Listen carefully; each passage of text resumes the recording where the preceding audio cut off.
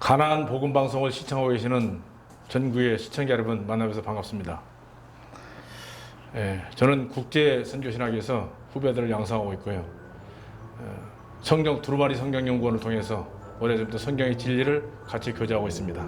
오늘은 에베소 1장 7절 말씀을 근거로 해서 예수님을 믿어도 죄인인가? 라는 제목하에서 같이 은혜를 하기로 합니다. 먼저 에베소 1장 7절을 읽겠습니다. 우리가 그리스도 안에서 그의 풍성의 은혜의 풍성함을 따라 그의 피로 말미암아 구속 곧 죄사함을 받았으니 라는 말씀이 있습니다. 가끔 혹시 전도하다 보면 혹시 예수님 믿으십니까? 라고 질문하면 모든 사람들이 뭐라고 대답하느냐? 나는 어느 교회 장로입니다. 아니 예수님 믿으시냐고요? 제가 교회를 몇 개를 지었습니다. 예수님 믿으시냐고요? 제가 3대째 장로 집안입니다. 이런 얘기를 많이 듣습니다. 예수님을 믿으시냐고 물어보면 교회에 다니는 것을 예수 믿는 것으로 착각을 합니다. 그러면 예수님은 왜 죽으셨습니까? 라고 물어보면 우리들의 죄 때문에 죽으셨지요. 그렇다면 당신은 예수님을 믿는다고 하셨는데 죄인입니까? 의인입니까? 물어보면 물론 죄인이지요.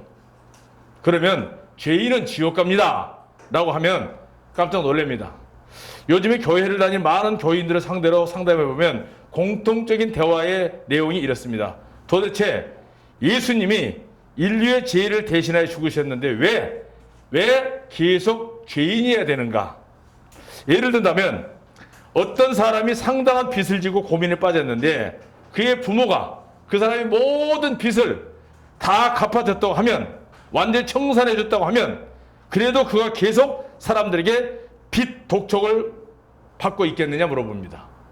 아닙니다. 부모님이 갚아줬으면 빚 독촉을 받을 일이 없습니다. 더 이상 빚에 대해서 고민할 일도 없지 않습니까? 너무나도 쉽고 너무나도 평범한 이 진리가 풀리지 않음으로써 오늘날 많은 사람들이 죄의 공포와 두려움 가운데서 불안한 신앙생활을 하고 있습니다. 그분들의 상태를 보면 첫째는 죄를 용서받은 사실이 없습니다. 그러니까 기쁨이 있을 수가 없지요. 죄의 수가, 사형수가 죄를 사면받았을 때의 기쁨을 여러분 상상을 한번 해보십시오. 바로 그것이 구원의 본질입니다. 둘째는 교회 생활이 기쁘고 평안하기보다는 오히려 수많은 짐을 지고 괴로움과 고통과 번뇌 가운데 입으로는 나의 마음속이 늘 평안해, 나의 마음속이 늘 평안해라고 찬송을 부르지만 실로 그 반대의 현상이 그 사람 마음 중심에는 항상 있을 수 있습니다. 별다른 대책이 없는 채로 그냥 교회 생활에 끌려다니고 있습니다. 셋째는 사랑의 하나님, 용서의 하나님, 긍휼의 하나님보다는 공포의 하나님, 두렵고 무서운 심판의 하나님으로만 생각되어서 교회 생활이 불승선하면 심판받고 저주받고 헌금하지 않으면 11조 떼먹으면 당장 복을 거둬가는 듯한 하나님으로 착각해서 떨고 있는 것이 오늘날 모든 사람들의 교회 생활하고 있는 기본입니다. 물론 하나님은 사랑과 공의의 하나님이지만 균형 있는 것을 깨달음이 있어야 됩니다. 구원이라는 뜻은 건짐을 받았다는 뜻입니다. 절망적인 상태인 멸망의 길에서 구출을 받았다면 얼마나 눈물 흘린 감사와 찬양과 기쁨이 넘치는 것은 당연한 일인데 그렇다면 첫 번째 증상은 왜 왔느냐? 하나님에 대한 잘못된 인식이 오늘날 많은 사람들이 알려져 있습니다. 하나님이 그 아들을 세상에 보내신 것은 세상을 심판하는 것 목적이 아니고 저로 말미암아 세상의 구원을 받게 하려 하심이라고 요한복음 3장 17절에 우리에게 분명하게 얘기하고 있고 하나님은 우리의 죄를 용서하시고 지옥의 저주에서 죄의 심판에서 해방시켜 주시기 위해서 예수님을 보내신 것입니다. 죄를 짓게 하는 것은 마귀입니다. 죄를 짓는 자는 마귀에게 속하나니 마귀는 처음부터 범죄함이라고 요한일서 3장 8절에 얘기하고 있습니다. 마귀는 죄를 짓게 하고 그 죄를 미끼로 죄인을 자기의 수하에 두고 종을 삼는 겁니다. 그리하여 죄를 짓는 것으로 정죄하고 낙심하게 하고 그 가운데 사람을 마음에 방황하게 하고 사탄은 죄를 지을 수밖에 없는 상황으로 사람들을 유인합니다. 여러 가지 환경을 통해서 죄를 짓게 되고 죄의 종이 되게 하는 것이 사탄의 목적입니다. 또한 사탄은 죄의 유혹으로 우리 중에 역사를 하는데 그것은 달콤하고도 또한 합법적으로 사람들의 마음을 죄로 썩게 만들고 있습니다. 만물보다 거짓되고 심히 부패한 것이 마음이라. 이때 사탄은 속삭입니다. 죄를 지었으니 선을 행함으로 지탱해보라고 우리에게 속삭이고 있습니다. 자신을 꾸미라고. 이게 오늘날 종교의 실체입니다. 본래 부패하고 썩은 죄인인데 선을 행하려고 온갖 노력을 다 한다 할지라도 그 선으로 의인이 될 수는 절대 없습니다. 그래서 의인은 없나니 하나도 없던 말에 걸려서 다 지옥 가고 있습니다. 사탄은 심히 아주 아름다운 모습으로 광명한 천사로 가장해서 우리에게 유혹하고 있습니다. 고린도후서 11장 14절 그는 계속 속삭이기를 뭐라냐? 선을 행함으로 노력함으로 우리는 완전해질 수가 있고 더 열심히 노력하면 구원받을 수 있다고 더 열심히 하고 더 열심히 하고 계속해서 종교적인 어떤 행위를 요구하고 있습니다. 이룰 수 없는 것을 이루려 하는 헛된 종교적 열심에 빠져있으니 당연히 영원한 기쁨과 평강은 있을 수가 없습니다. 두렵고 불안하고 떨리는 가운데서 얼마나 많은 사람들이 끌려가고 있는 종교인들이 많이 있습니까? 오늘 또 주님께서 부릅니다. 수고하고 무거운 짐진 자들아 다 내게로 오라. 내가 너희를 쉬게 하리라는 마태복음 11장 28절 말씀이 오늘 여러분 귀에 들려지길 바랍니다. 예수님께서는 우리가 해결할 수 없는 인생의 고뇌와 고통의 근본이 되는 죄의 무거운 짐을 직접 짊어지시고 가시려고 사람의 모양으로 이 땅에 오신 분입니다. 그리고 십자가에 죽으셨습니다. 본래 십자가는 중죄인들을 처형하기 위한 로마 제국의 사형틀이었습니다. 그런데 죄도 없으시고 도리어 죄가 무엇인지 알지도 못하시는 예수님께서 그 십자가의 사형틀을 달려서 죽으신 것은 바로 자신의 죄 때문이 아닙니다. 지금 이 말씀을 듣고 계신 가나안 복음방송 시청하고 계신 여러분과 저의 모든 죄를 짊어지시고 죽으신 사실을 믿으시기를 바랍니다. 모든 죄라함은 인류의 즉 세상의 모든 죄, 이 세상의 인류의 역사의 모든 죄, 아담 시대부터 종말 때까지 역사 속에 살고 있는 모든 사람들의 죄를 다 짊어지고 가신 분이 예수님입니다.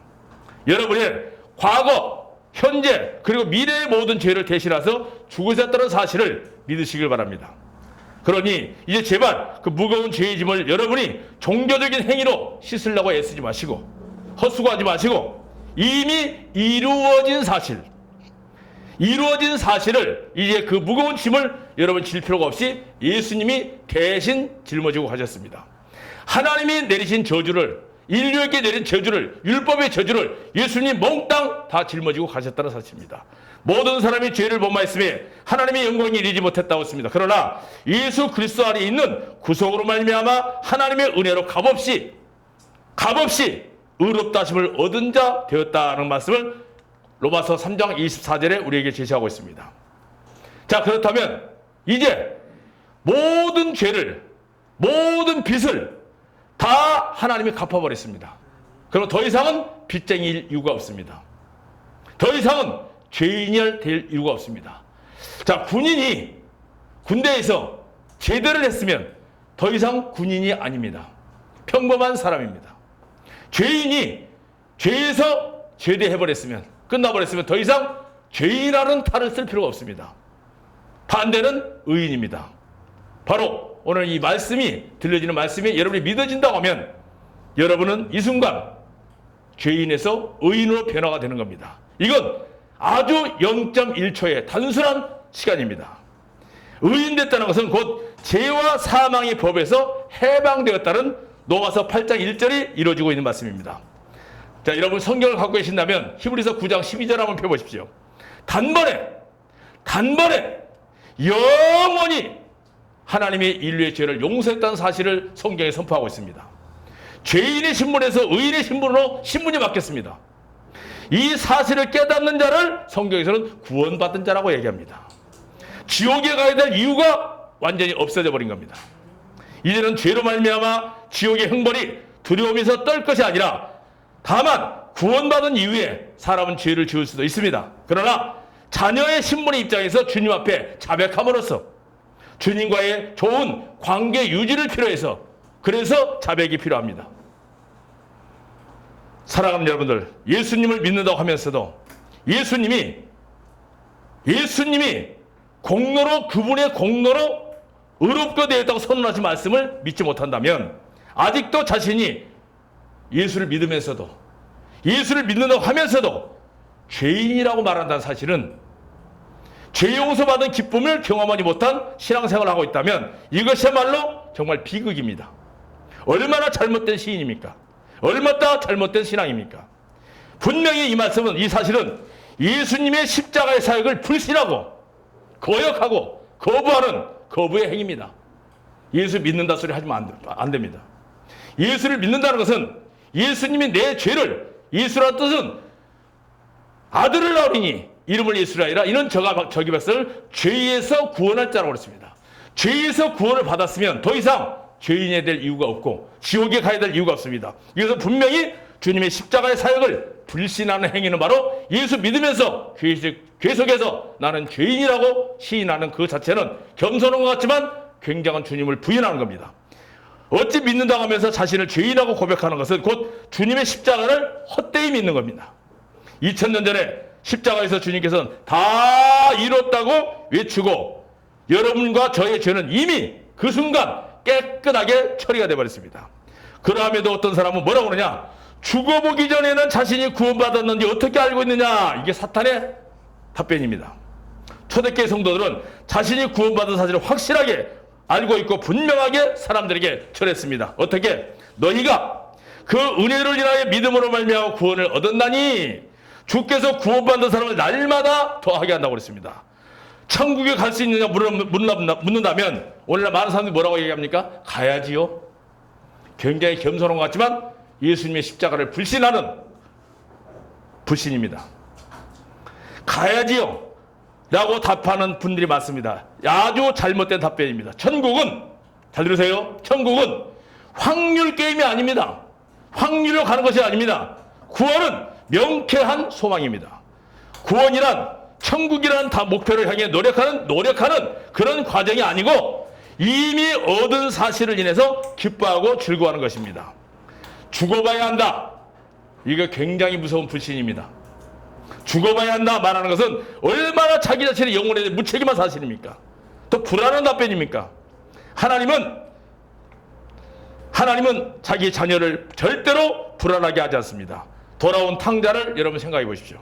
얼마나 사랑해주고 이루어졌습니까? 하나님 아버지의 사랑을 예를 들어 표현한 것이 바로 돌아온 탕자의 배우입니다. 십자가의 속죄는 결코 헛되지 않았습니다. 진정으로 여러분의 모든 죄는 단번에 영원히 사해졌다는 이 놀라운 사실. 그리고 예수님께서 우리에게 말씀하셨습니다. 히브리서 10장 17절에 저희 죄와 불법을 내가 다시는 기억지 아니하리라 하셨으니 이것을 사하셨은즉 다시 죄를 위하여 제사 드릴 것이 없다고 했는데 왜 그 사실을 못 믿느냐 그 말입니다.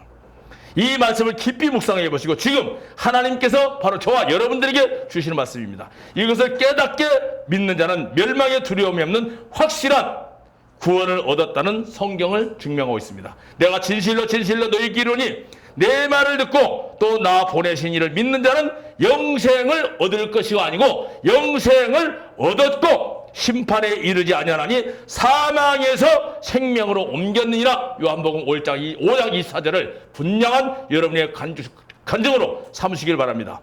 대부분 교인들이 이런 얘기합니다.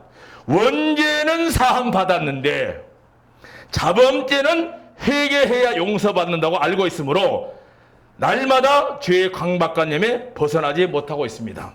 성경에는 원죄, 자범죄가 없이 모든 죄를 예수님이 다 짊어지고 하셨습니다. 참된 회개란 뭡니까? 죄를 뉘우치는 것이 아니고 잘못된 길에서 완전히 돌아서는 길이 회개입니다.